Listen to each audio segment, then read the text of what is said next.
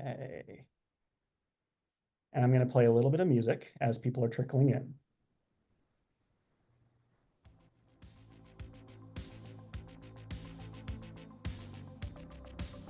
Welcome everybody to the PIF webinar. We're going to give it a few minutes while we let people trickle in. It's great to have you all here. We got people from Boston, Houston, UK. Let's go.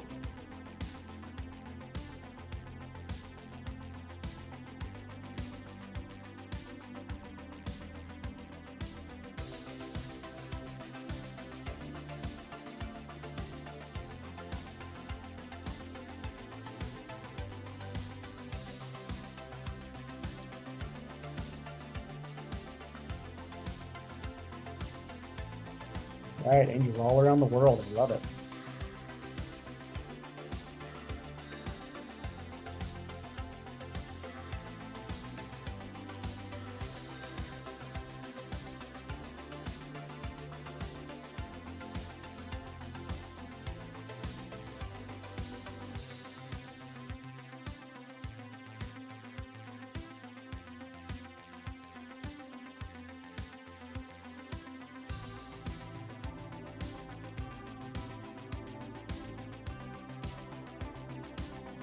Oh, hey, Christina, good to see you too.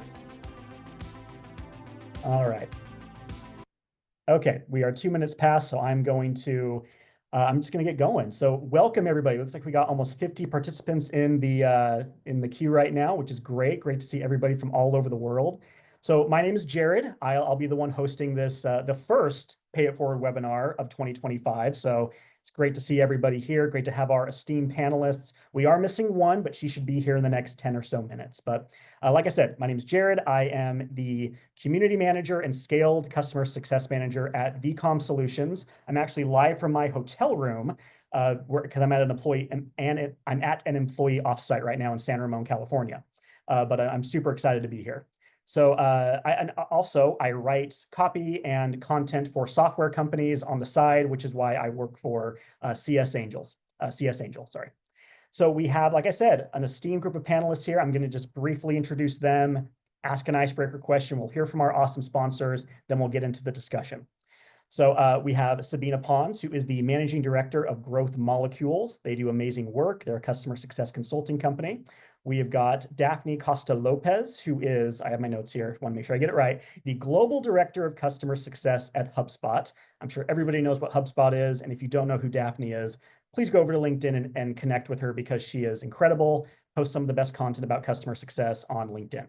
And then Nisha Baxi, who is not with us yet, she will be here soon. She is the Head of Community and AI Scaled Support at Gong. And that is quite the title. So she has got a lot to offer. We're excited to hear from her. So the icebreaker question that I have for our panelists, and Tori, if you want to answer this, you are more than welcome to.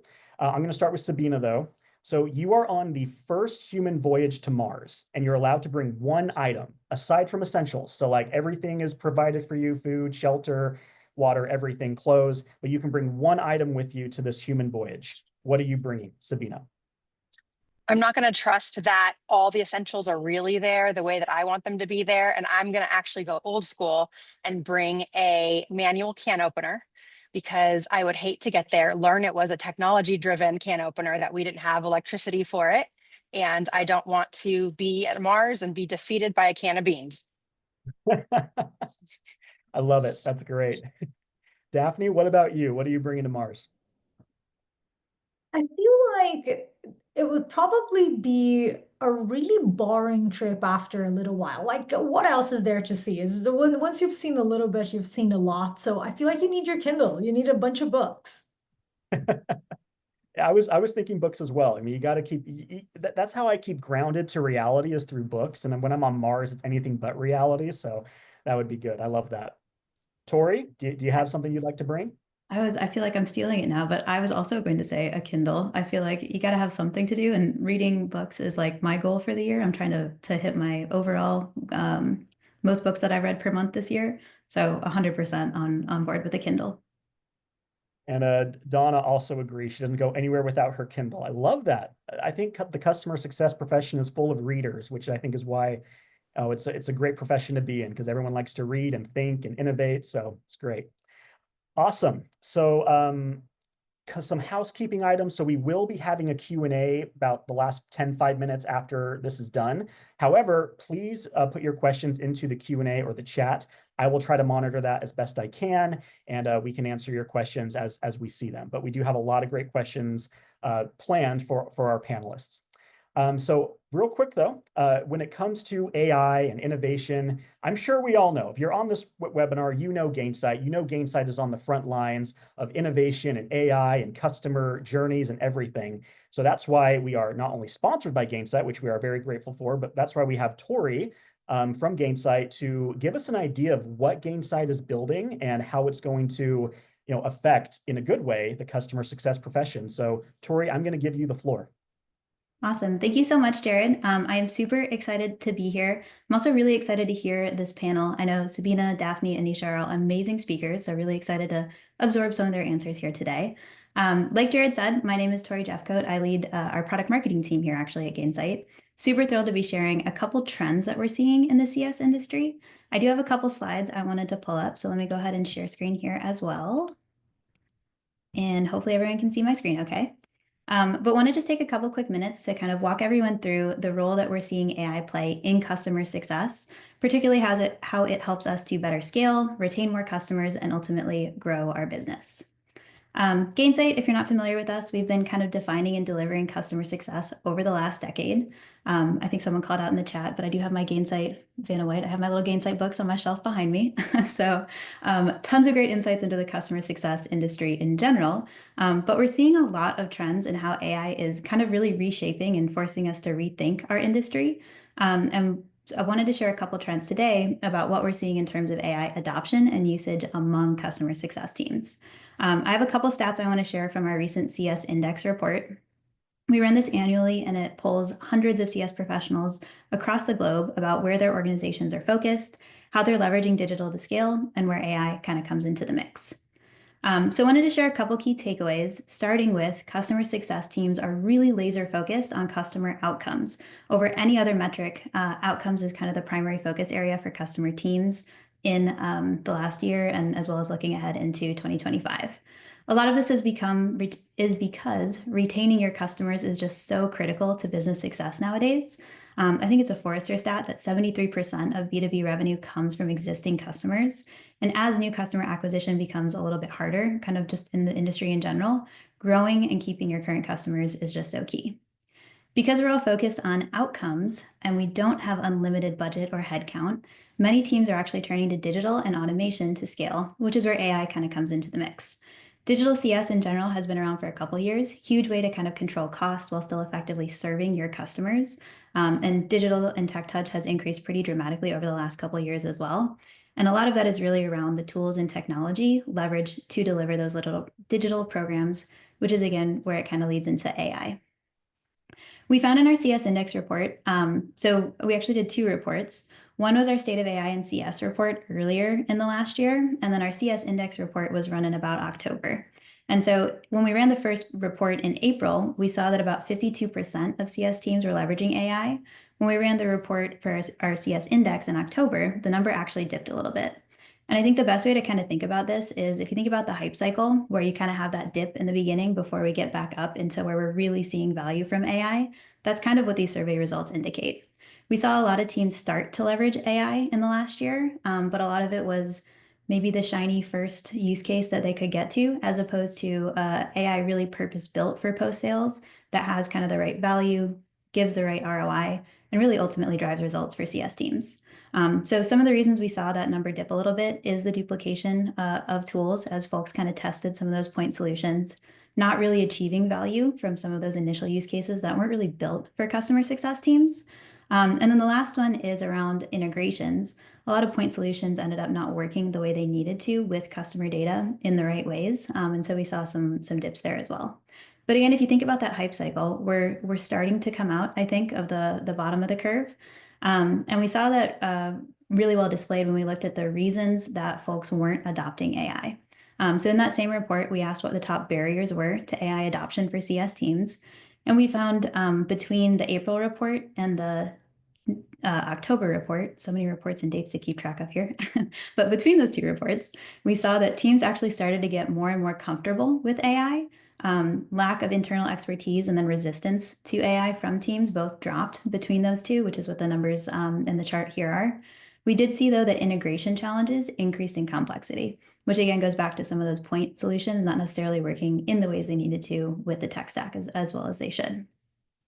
Interestingly, the privacy and then reliability numbers were like to the percentage point exactly the same. So still ongoing challenges, but maybe not the leading challenge that most folks are seeing with AI as we're starting to trust it more, get more validated around those outputs being what we need them to be, and trusting that data when it comes to our customers. So just wanted to share a couple interesting data points from the report. Wanted to also share a couple slides about how we're seeing AI actually get leveraged within tools based on some of this data. So one of the first trends we're seeing for CS teams adopting AI is that they've started to trust the privacy part, but they want to make sure they're handling customer data in the right ways. So a lot of teams are turning to AI within existing workflows, existing tools where they already have those security and privacy parameters in place to leverage AI really effectively. When you think about change management also, like any new technology or software, when the AI is in your existing workflows working where you are, it's a lot easier for teams to adopt and to start to see the value from, instead of requiring that massive internal change management process. I hope no one's pasting customer information into ChatGPT, for example. Great for drafting emails. I think all of us do that across the board and leveraging it for some of those use cases. But a huge barrier to adoption is making sure that you have a tool you can trust to use AI really effectively within your tech stack. Another trend that we're seeing is AI specifically designed for post-sales. I mentioned that dip in terms of our adoption data, in large part because point solutions weren't really delivering the right ROI. I think many of us, when we first started exploring AI, we were really trying to figure out, one, how to use it, first of all, but also what the right use cases were and how we measure success. And in many cases, a lot of teams didn't really hit the mark because they were using those generic AI use cases that didn't really understand the nuances of the customer success world. Great example of this is RFPs, request for proposals. If you're on sales, that's an amazing thing. You want to see that in emails, right? But if you're in post-sales or in customer success, those requests for proposals usually mean your customer is shopping around and might be a huge warning sign of churn. So having tools that flag those types of alerts in the right ways for post-sales is really critical for AI to add value. And then the last trend we're seeing is using AI where you already work. I already mentioned the change management workflows piece of it, but when you bring AI insights into where you're already leveraging tools, like in Slack, for example, I think Slack was actually down a little bit earlier today. I don't know if anyone else saw that for their business. I feel like we ground to a halt when we couldn't use Slack. So it's super critical for teams to be able to take action and be effective in their workflows. And leveraging AI where your teams work is another big trend we're seeing to really make sure you're maximizing that value and kind of leveraging it for a lot of those efficiency gains that are really essential and possible with AI.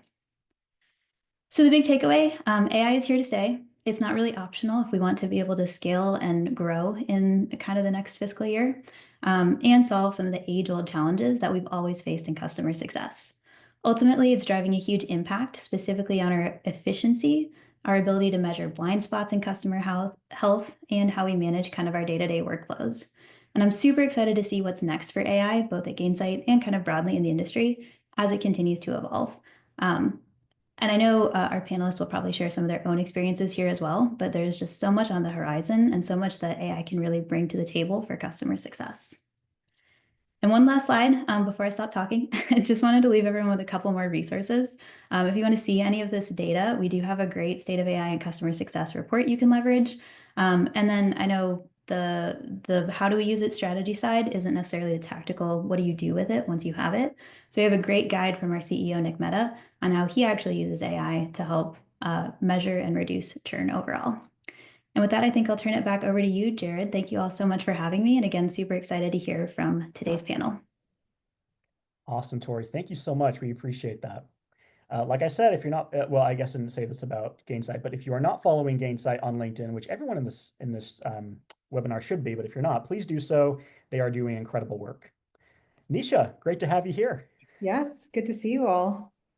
Awesome, awesome. Well, let's get into it because we got some really exciting topics and questions planned for this. So the first topic, and I'm going to put my notes over here so I'm not looking to the side.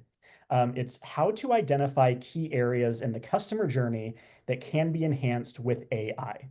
Okay, so the first question I'm going to pose is going to be to you, Nisha. So I know you just got here, but putting you on the spot.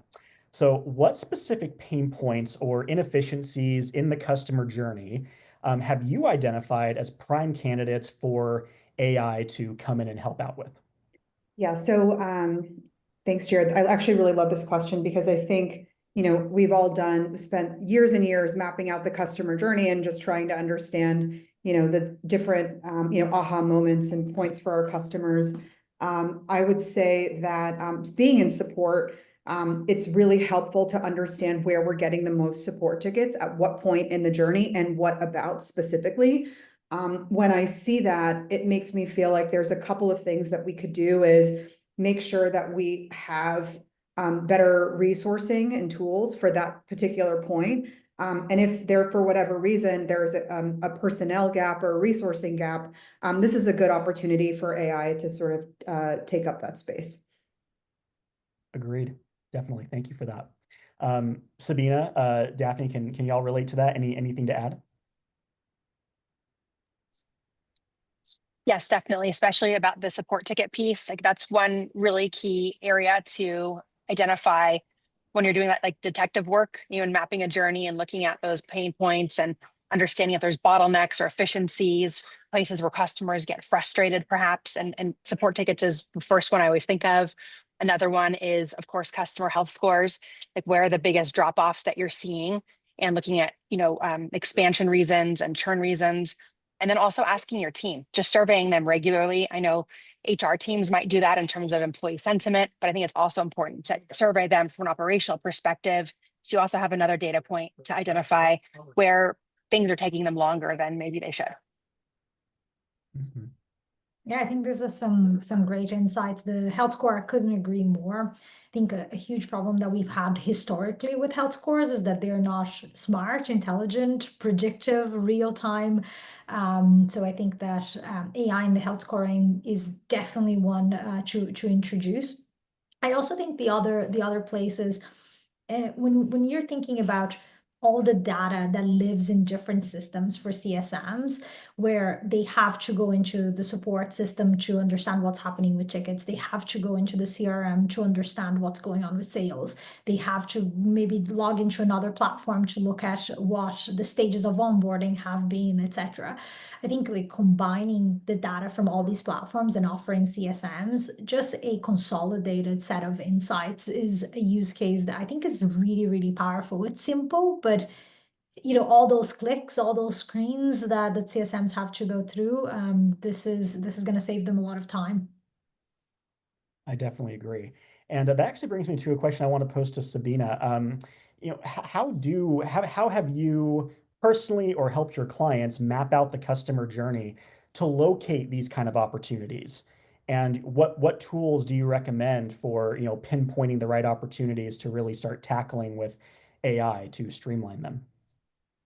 So when we're looking at it, whether it be from a advisory perspective or even a tech services perspective, actually helping them with the hands-on keyboard pieces, we're, as I mentioned earlier, looking at some of those key areas and really putting on that detective hat and identifying, where there are challenges. And when we're able to prescribe the right business, the right technology solution to solve for those business use cases. So for example, it's important that in our role, we're meeting our customers where they are. So whether they're enterprise or mid-market or SMB, there may be different types of budgets and different types of internal resources. They may not have IT support to get something launched. So I think the key thing is how can we help them identify the tools that they do have, and are they aware of the AI features that have since been deployed? So on the smaller side for a customer, maybe they're using Gmail, like let's leverage the AI that's now been launched. If they're leveraging Gainsight, right? Gainsight bought Staircase. That's a pretty key piece that was added on. I mean, even years ago when I bought Gainsight myself, it was, I think what used to be called Slack bought Sally. Now there's much more robust capability with Slack, meeting your customers where they are in their day-to-day. Tori touched on that really nicely. I think another thing too, when you're looking at tools, if they have budget and they're looking to invest, obviously, there's great tools like Gainsight, really robust, have lots of different dimensions when you're looking across the holistic customer journey. Maybe you're looking at a tool like Rocket Lane or Guide CX for help with onboarding, or perhaps you're looking at tools like Update AI or Data Plant or Statisfy. There's these different pieces that might meet them where they are. And so it's our job to really ask, again, what is their team size, composition, but most importantly, what is the data telling you? Where are your pain points? And then let's work together to look at solving them and then find the right solution for you. I love that. Meeting your customers where they're at, and also knowing that, looking at the current tech stack, but before trying to add another tool, seeing, hey, what are you currently using? What features are you not leveraging? Because there's a very good chance you already have a tool that could address this certain pain point. So let's not add more to it. Let's just see what we're already working with here. I love that. And before we move on to the next subject, Daphne, you kind of already touched on this when you talked about health scores, but if you wouldn't mind elaborating on that or addressing something else, the question is, can you share a strategy or metric you use to pinpoint where AI can add the most value? Yeah, I love what Sabina said about looking at the areas where you currently have pain points to address, whether they are things that are not done well today. Maybe, there is a gap in your ability to deliver value for your customers or even map values, or whether that is time to value or your retention number or your expansion number, whatever it is that you're struggling with or that you think, could be in a better place based on industry benchmarks. I think looking at those, I don't think we're going to invent a new metric that's going to help us identify the value of AI. The metrics already exist: is revenue, it's savings, is productivity, is customer outcomes. Those metrics already exist. So it's not like we're going to go and invent a new metric just to measure the impact of AI. We're going to see it in the dollars. We're going to see it in the customer impact. Maybe AI qualified lead might be a metric in the near future. Who knows? But Maybe, yeah. you never know these days. But no, that's great though. Thank you, Daphne. Okay, next topic. Oh, actually, sorry. Before I move on, any questions from our audience or any of our panelists have anything they want to add before we move on? Okay, great. Next one, strategies for implementing the right AI tools quickly. This is something that everyone wants to talk about these days. What are the best tools to use? So we're going to see what our panelists have to say. Daphne, going to start with you. So what challenges have you faced when rapidly implementing AI tools, and how did you overcome them? I think what Tori was saying at the start, like the hype cycle, everybody's starting to leverage ChatGPT, Gemini, the tools that were available to us straight away. And, they weren't purpose built for customer success, and many customer success managers haven't invested the time in learning how to prompt. We're all learning how to prompt. No, very few people are actually experts in it, but many people just went to the laziest possible way into the prompted journey. And then the output wasn't great, right? So the garbage in, garbage out. And what we've seen was like this huge spike of people trying AI tools, but then going back to doing the things that they used to do because they didn't get the results that they expected or wanted from that first experimentation phase. So now we're actually having to go back to people and resell AI, right? They didn't see the value the first time, and now we're trying to reconvince them to use it, but in much more specific ways with clear use cases, a lot of proprietary stuff, or at least things that we have now trained in order to give better outputs. We've been using in HubSpot Slack bots to help our CSMs access some of the insights that we can do with ChatGPT, etc. But it's not your usual ChatGPT. Is something that we've trained and built purposefully for different use cases for CSMs. And it's this adoption route now that we have to continue to get people to try and then see better value and invest in it and embed into their workflows. So I definitely experienced that hype curve that Tori was talking about. And for me now, the big challenge is getting people to try it again.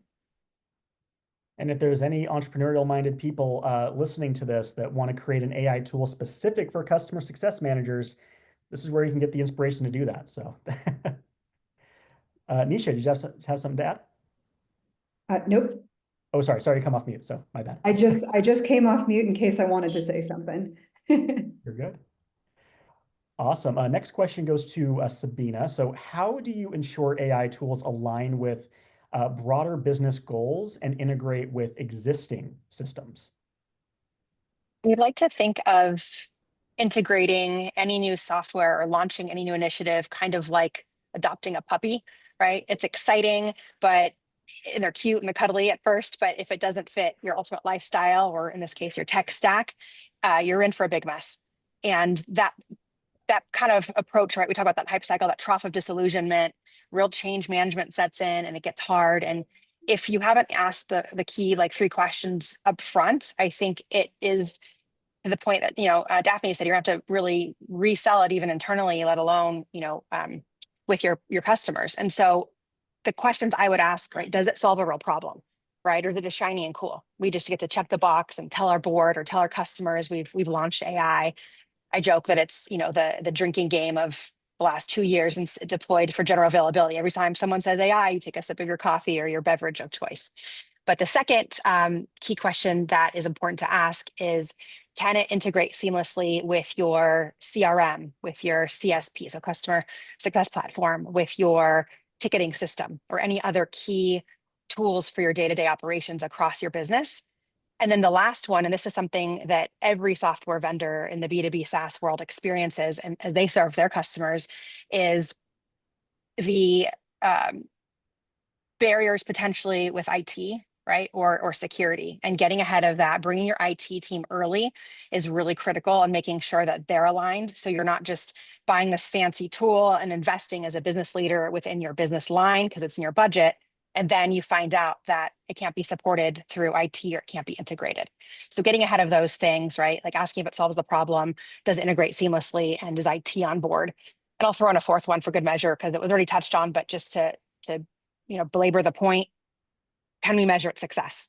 Is it going to save time for people? Is it going to increase customer engagement? Are we going to see a retention lift, a revenue retention lift? So being really thoughtful and methodical about it now that we've had, it's crazy. It's been over 2 years now since OpenAI came out for general availability. It's time to be really thoughtful, intentional about this next phase that we're all entering in our businesses. I agree. Couldn't agree more. And Nisha, so what steps do you take to prepare your team for AI adoption, especially in terms of data readiness and training? This is kind of your bread and butter with Gong, so I'm looking forward to hearing what you have to say. Yeah. There's a little bit of this, but I did want to touch on something that I think is like far more valuable to the audience.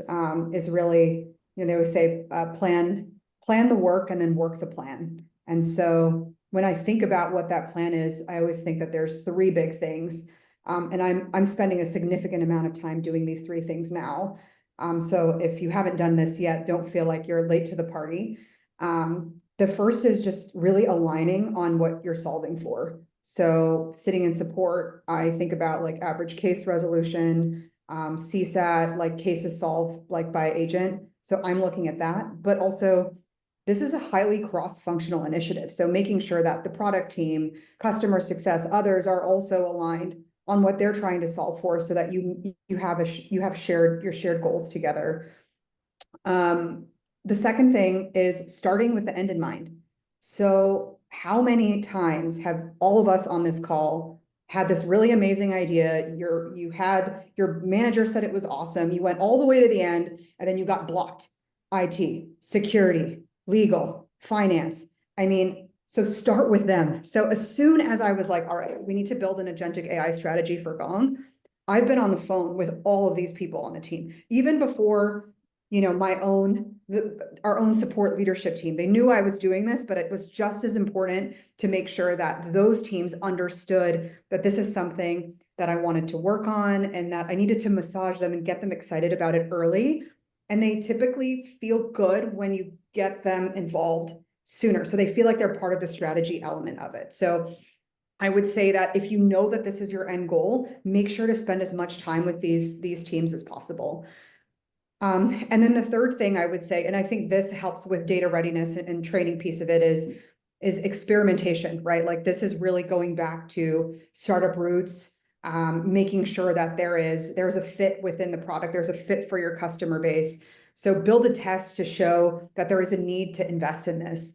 And the way that we're doing that at Gong specifically is we're building out an experiment where there are flows within the product itself with tools that we already have. So I think Daphne or Sabina mentioned this, is you basically use tools that you already have to showcase the value of this. And you say, look, I can 10x this if I'm able to invest in agentic AI, and this is what it would look like. So right now we're using a combination of Answerly and Document 360 to do this, but it's a really great sort of test bed for everyone to kind of get on board with the solution. That's awesome. And what was that experience like getting, legal and finance and these other teams involved? Like, were they eager? Were they excited? Was it kind of, what was that like? Oh man, I mean, it depends on like a lot of this is relationship based. I've been at Gong for 4 years, so really close to the person in legal, good friends with the person in IT, getting to know the person in finance who's new. Security is notoriously difficult to get, especially with AI, right? They're very, they have very strict security measures. So, I mean, I'm always on calls with them. I'm constantly getting advice from them about things, asking for their opinion. I think most people are just want to deal with them at the end, and then they try to push things through and escalate to their manager and manager's manager and manager's manager, and it just is not, it's not what they want, and it's not a good way to continue with relationships with them. So, I mean, I like to have meetings with them once a week just to keep them updated. Hey, this is where I'm at. This is what's happening.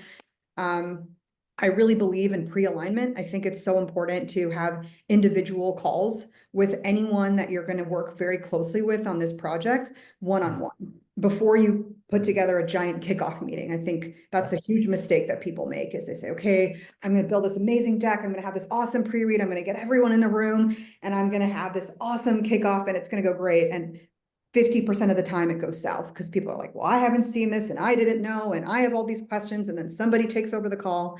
And so if you kind of already align with everybody in advance and they already know, then you're kind of set up for success there. Love it. That's awesome. Thank you. Daphne, Sabina, anything to add to that? I was just nodding profusely, Nisha, when you're talking about the pre-alignment. I've been caught so many times in the situation of waiting to present the perfect strategy and the most polished deck, only to present and be completely deflated at the reaction because people didn't feel included in the decision making of what was going to be there, and they were surprised. And sometimes there were things that I could definitely have mitigated in a one-on-one space that would have really helped progress, and I try to keep that top of mind. It's like, feels like you're moving slowly, but you're moving slowly to move faster. And I have to remind myself of that every few months, that is the better way to approach it. So I was just nodding profusely there. Yeah, I for think sure. in our role in customer success, especially in B2B SaaS, we see our customers sometimes work in silos, and that can be a big deterrent when we're looking at multi-threading and creating value that the organization is aware and feeling beyond just your primary champion or your end users. The same thing is true, I think, for all of us as practitioners. I come from being a global leader in a software company myself, and the relationships cross-functionally, I love that you said that, Nisha. It's so critical and so important, and it needs to come from an authentic place. Like, it is human first. It's not just to get your agenda across the line. But I found that if we lead by example to break down those barriers, whether that be for our own initiative, whether that be for theirs, and establishing that rapport where you can actually help each other, like poke holes in your presentation and your strategy, that you're kind of coming to the next leadership level together. And I found when we've almost done almost like, what is it called? Like in sports, when you're doing trades at the beginning of the season and trying to figure out who's going to spend what and get what athletes. It's the same kind of thing, I think, with budget. If you're going and asking for budget and you're doing it in advance where you've aligned, your sales counterpart's going to ask for this, and you're going to ask for this, and here's why it's going to help everybody, you're going to get farther, faster, and really break down those silos. So I think it's kind of a win-win-win for everyone. Amen to that. Awesome. We do have a question from Craig Jackson, but it actually maybe this bonus question I have for you all might answer his question. So let's see.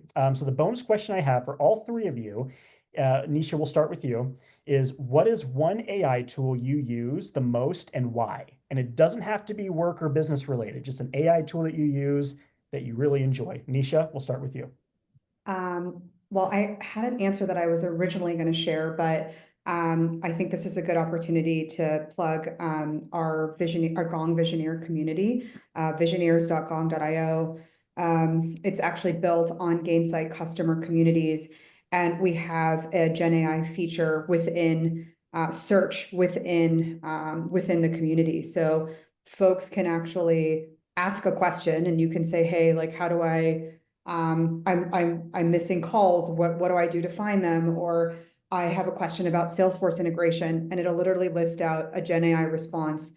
Not only will it list out the response, but it'll give you article links to where you can find out how to learn more about that with articles in the Help Center, plus conversations that have happened in the community about it, plus courses in the academy that are related to that. So I think that it's amazing to have a ChatGPT-like experience with your own digital customer programs and experiences. So that's one thing that I've really enjoyed, and seeing our customers share feedback on that and really leverage it all the time. I'm currently building out a customer community for the company I work for, and I may need to look into that because that sounds incredible. So check it out. I mean, it works really well, and it's, our community is open to the public. So if you're interested in learning a little bit more and just testing it out, anyone on this call, whether you're a Gong customer or not, you can. Awesome. Sabina, what about you? I have two, one professional and one personal. Professionally, in my world right now, I'm on, like a lot of us, on back-to-back calls, and with current customers and also prospective customers, and having that end of the day where I send all the recap emails, thanking them, summarizing the next steps, including the link to my calendar options to book another one with me. Right now, I couldn't live without Update AI. There's a lot of really great tools out there. That's the one that I've had the honor of adopting quickly and early. And they also happen to be a CS Angel portfolio company. So it's also a nice thing to be able to support them. But I couldn't live without that meeting recap. And then I can also see different insights and telemetry based off of the customer attributes, like a dashboard across the portfolio, which is really helpful. Personally, I do use ChatGPT a lot. I'm remodeling a home right now.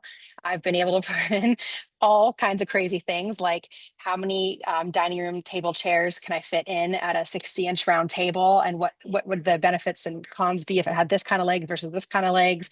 And then also as a mom in tech, I put in for meal planning as well. I'm like, okay, here's the ingredients I have in my refrigerator. I need like 3 nights. My kids hate broccoli. What can I do with this? And then it'll spit out some meal ideas and even a shopping list for me. So I'll take all the help I can get wherever I can get it. And I'm just excited to know that we're just all scratching the surface. That's awesome. And Daphne? Yeah, I think I also will share 2 tips. My one professional one is, as you know, I write a newsletter, I write a lot of content online, and I use HubSpot as my tool of choice. So I am a leader in customer success, and I also have the customer's experience of using HubSpot. So HubSpot embedded AI tools all throughout the product, very intentionally inside the different places where you might be creating content, or where you need to analyze data, etc. So yeah, HubSpot Breeze, like Jem was saying, is currently my favorite, because when I'm writing my newsletters, it really helps me just nail the content, the titles, the descriptions, and it really helped improve my metrics, my open rates, my click-through rate. So that's I can see the impact since I've started using AI. It's actually improved my open rate by about 10 points, which is incredible. So anybody out there doing emails, here's a tip for you. And then on a personal level, I also use a lot of ChatGPT, but I have to say Claude is probably my favorite. I have a paid version of Claude by Anthropic, and it is a really good partner for me in terms of making sure my emails come across polished, that, I write the most basic version of it and I've trained it with my previous communication. So it kind of like, it sounds like Daphne when it comes out on the other side. It doesn't sound like AI. So I use that so much for my personal communication as well. Sorry, I just realized I misspelled DeepSeek here in the chat, but I That's love awesome, DeepSeek. Nisha. I like Yeah. that. Awesome. Great. So again, I said Craig Jackson asked a question. It was kind of in the spirit of that question, but I'll pose it to the panelists and anybody who would like to maybe chime in the chat to Craig's question. That would be great because it's a little specific. But he said, we have an ML model that sits in the background monitoring customer data that dynamically creates tasks for CSMs based on customer experience. Do you have any advice on generative AI products that can mirror the persona of a CSM, similar to what Copilot does, and integrates with Vitality? Wow, Panelists, that's very specific. I don't know about integrating Vitality, but I do know that there are a lot of like digital CSMs that are AI related, that could work. The first that comes to mind is Cast App. I don't know if you've heard of it. This company by Dicky Singh. Sabina, Daphne, do you have any others? Yeah, I think it's the integrating with Vitally that's gonna catch me, because I haven't personally checked those integrations or used Vitally before. But I think Agency, which is a new startup that just popped up from the ex-founder of Drift, and they're doing some really cool agentic CSM work. Mm-hmm. My company uses Cast App. It's an amazing tool. I'm not sure if it integrates with Vitally or Vitali. Not sure how you pronounce it, but yes, great tool. Yeah, and I would Plus one. I put it in chat, but I'd also ask Vitally, right? Is just ask them, hey, like Mhm. this is what I'm looking for, and is there anybody else that have done that, or is there a way to expose their APIs, or however you need to integrate with them, find a way. So I would start with them. I like Michelle's comment. She knows what's up. Yep. Brad, just call Brad. Awesome, Craig. Great question. One other question from Christina Brown. We have another one just come in, but Christina's question is, how do you get executives or senior leaders to support slowing down in order to plan your work and work your plan? Love that quote, by the way.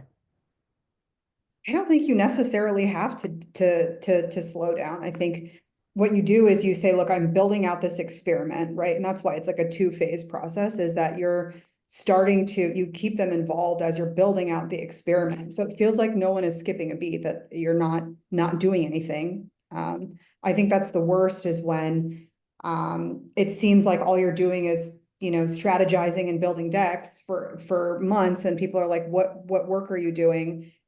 You should always be building out the experiment with people that already believe in this initiative, in tandem of doing that.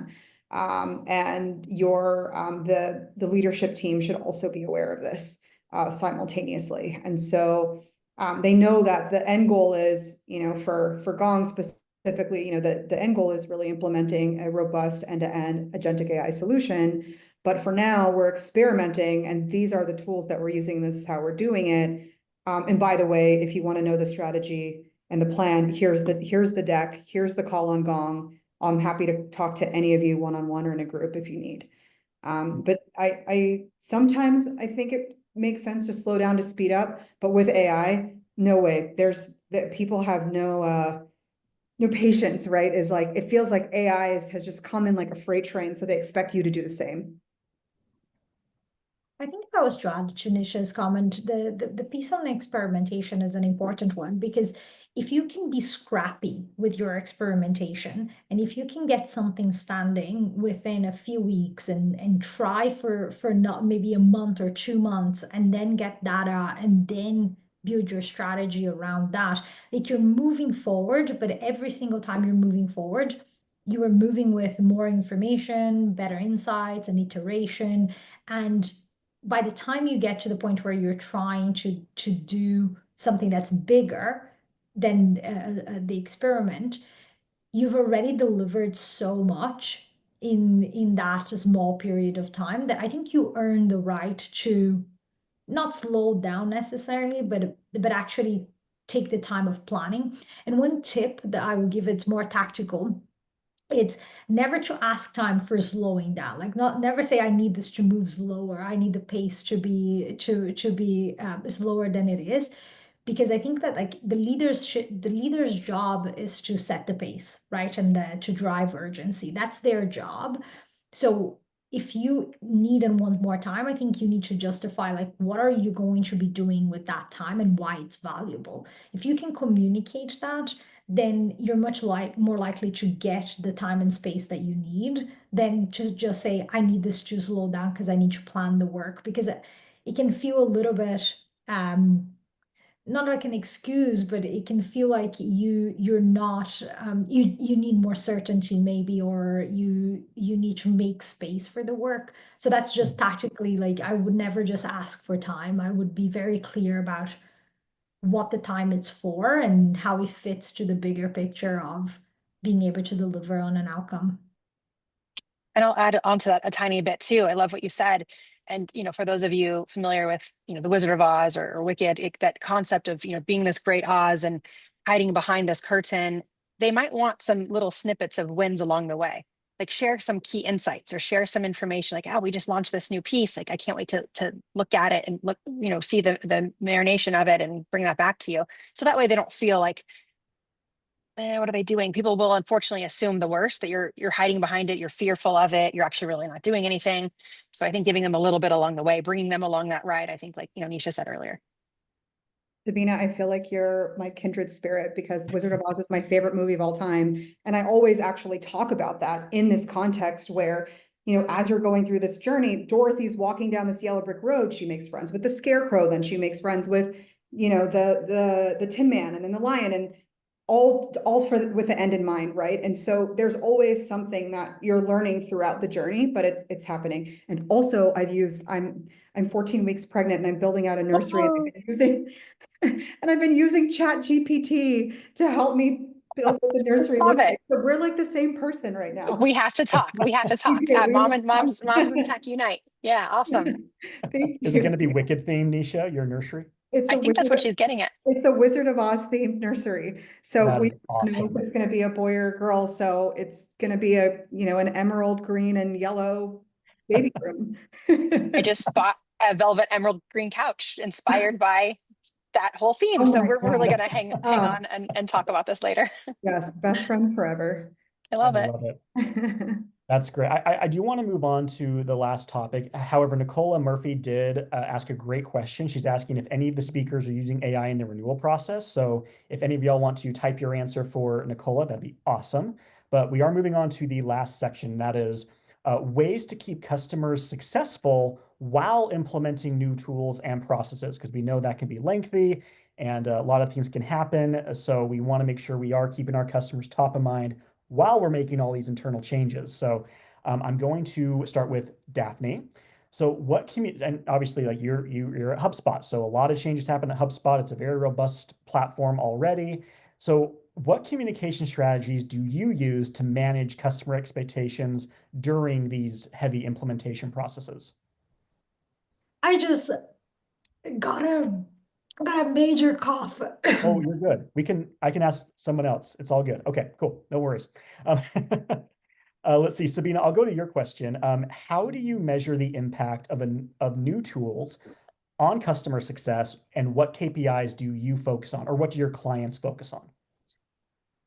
Well, Daphne said it best earlier. We're not going to start making up new metrics, right? I do like the AI qualified lead. That was pretty hilarious, and I think I'm going to use that again in the future. But the idea being that it's kind of the same things as always. Are we seeing a reduction in time to value? Meaning, when our customers are using our products or services, are they seeing the benefits faster than they were before? Another one, the AI adoption rate, similar to reducing time to first value, but are they actually using it? Otherwise, it's expensive shelfware, and that doesn't bode well with the leaders that you just told that I'm working on this cool initiative. Of course, CSAT, NPS, those are important. Are they happier? Are they screaming on phone calls with your CSMs? Are they, rage chatting, or are they getting to the point where they're willing to do app site reviews on G2 or participate in case studies with you because you got them what they needed faster and they're happier and more loyal? And then the other one I touched on earlier is team efficiency, right? So if it's not saving time, it's great, it's shiny, it's cool, but if it's not configured properly, or if it wasn't adopted properly, team wasn't enabled on how to use it properly, then it may not be the right fit. So I think it's important to keep in mind that we're not reinventing the wheel as it relates to metrics. There's good ones out there. How much is AI helping us move the needle with those metrics? So true. Daphne, you're okay? I've survived my cough feet. Okay. It happens. It's all good. I'll ask your question again. What communication strategies do you use to manage customer expectations during times of implementation? Yeah, I think this is actually one of the challenges that we all share in customer success, which is during the marketing and sales process, we're selling the dream, and then the implementation comes and you have now to deliver on those promises, and it's a lot of work to deliver on the promises. So one of the things that I think is really valuable is to carry the information from the sales process into the implementation process. So what did you say you're going to do? What are the things that got that deal signed? Is it a key objective that the customer has? Do they have a timeline? Do they have a product launch? Like, what are the things that they're working towards? What is the timeline and what's the urgency? One thing that I'm really passionate about is I don't want customers to repeat themselves. And if you spend 2 to 3 months buying an enterprise platform, telling everybody everything there is to know about your business, your goals, your objectives, your pain points, you don't want to sign the deal and then have what I call the man in black experience, which is like somebody just completely erases your memory and you have to start all over again. So a great way to do that is to actually be able to extract the information from the CRM into the onboarding plan. And to do that, AI can be super helpful. It can take unstructured data from calls, from your gong calls, your recordings. It can pre-populate a template or a snippet for you in the CRM to tell you exactly what it is that the customer wanted to achieve. I'm also super passionate about jobs to be done. So my background is product management, and being able to connect your most common requests that, things that customers want to do to exactly how it gets done in your product. And then being able to use, create an onboarding template that matches those goals, to be able to look at adoption features that will tell you that they're in the right direction using the right tools, and then value metrics that help you measure that the customer is getting the value that they expected to get. So I think connecting the entire customer journey, starting pre-sales, is really important. And one of the trends that I'm seeing right now is more and more in B2B SaaS, more and more sales processes are happening in sales rooms. So new technology that's coming, a new buyer experience where the seller and the buyer collaborate on a joint evaluation plan, and it's something really collaborative. If your company is implementing or testing something like that, like many are, you should be asking yourself, how does the joint evaluation plan connect to the onboarding plan and the success plan? And, so I think connecting the dots pre-sales all the way to value realization is something that is really important to do operationally in your systems. And then AI can come on top to help you avoid having to fill out the information in 10 different places. Yes, absolutely. Thank you for that. Final question. This is for Nisha before we open it up to the Q&A. Can you share an example of how you maintained customer success during a recent AI implementation? I think I want to answer this a little bit differently. Is like, how do you maintain customer success to implement AI at all? I think that's more important. And so I would say you want to start with your customers, is ask them what they want, ask them their opinion of how the journey went, ask them, based on what they need, someone newer, someone friendly. We do this in the community quite a bit. is every 6 months, we'll send out a survey and we'll ask them, what are you trying to achieve? What is helpful? What works? What doesn't? What do you like? And then you sort of do the backwards math and you make content programming plans based on that. And so I think that's how you build, you implement AI at all, is starting with your customers. I think the first thing that a lot of people do is they'll just go to their CSMs and go to frontline. And I think that that's important too. But I think it's more important that, every company will say that they're customer centric. So be customer centric and talk to them first and understand, where things were. And like we all answered at the top of the call, where anecdotally have them help address where they fell off the journey. And I think that is really the key to understand, how to, implement AI successfully for CS. I managed and ran our long tail digital customer segment team. And one of the big things, it was wonderful actually to be able to aggregate themes that we saw, and being able to use those themes to impact the journey from all segments of the business. So I think, start with the customer, then go internal, talk to your CSMs in different segments, and really, pay close attention to, that mass group. So, for us, it was sort of the long tail segment, and solving for what it is that they need. Great. Thank you so much. Well, we have about 3 minutes left. Obviously, if you guys need to drop off, that's totally fine. But we do have a couple questions in the queue that I would love to answer. If anybody has any questions they would like to ask, please put it in the Q&A box. We'll get to them if we can. So the first one is Nicola. Her question is, are any of the speakers using AI for the renewal process? If yes, can you share some insight, please? What problems are you solving and what are the results to date? I can share a little bit about what we're doing in HubSpot, and I think it's less about the actual renewal process and it's more about the insights that we need in order to conduct a great renewal process. So in HubSpot, we've recently implemented a really incredible scoring model that can help us understand whether our customers are leveraging our tools in a way that drives value for them. So when in HubSpot, we have a separate renewal person than a CSM. So they're two different people. So the renewal person doesn't have as much context. And it's very easy to get to that renewal conversation and end up having a pricing discussion without really having the insights around what value did the customer get? Are they using the product? Are they seeing success with the product?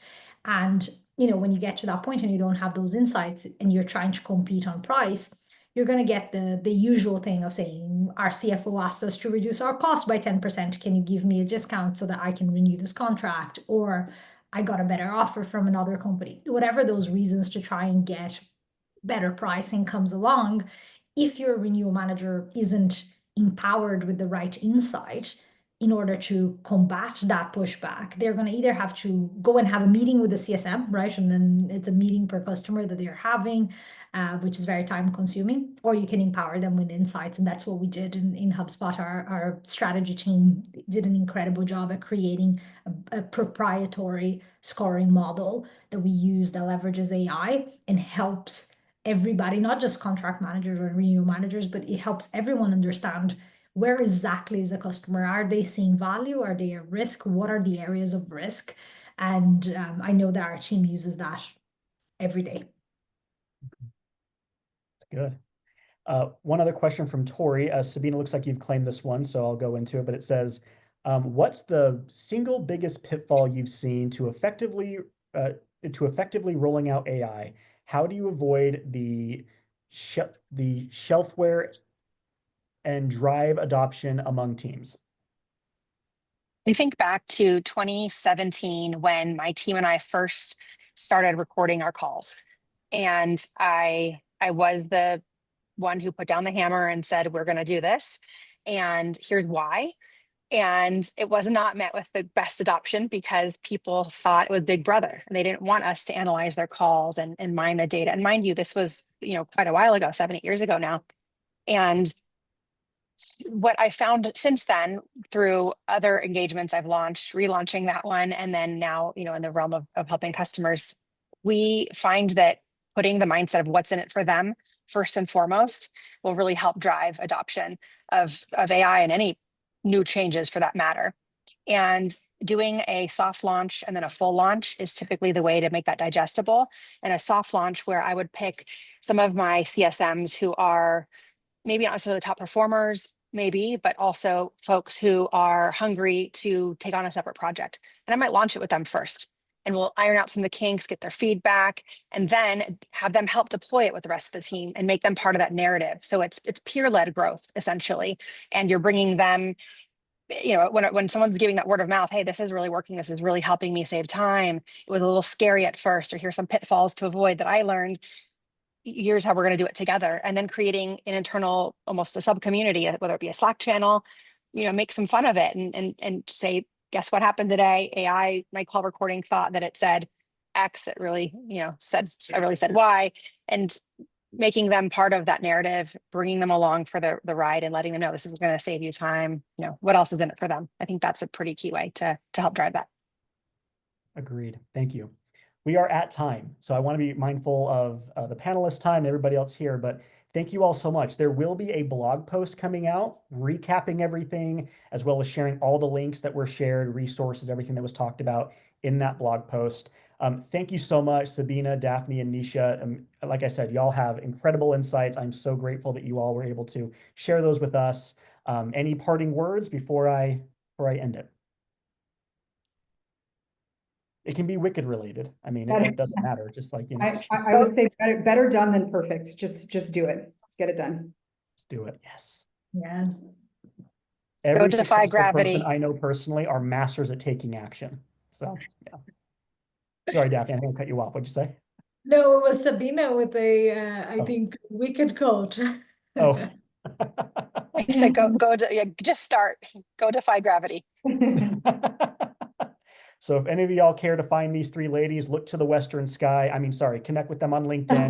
And again, thank you all so much for attending, and have a wonderful rest of your day and week. Thank you all. Bye. Bye-bye.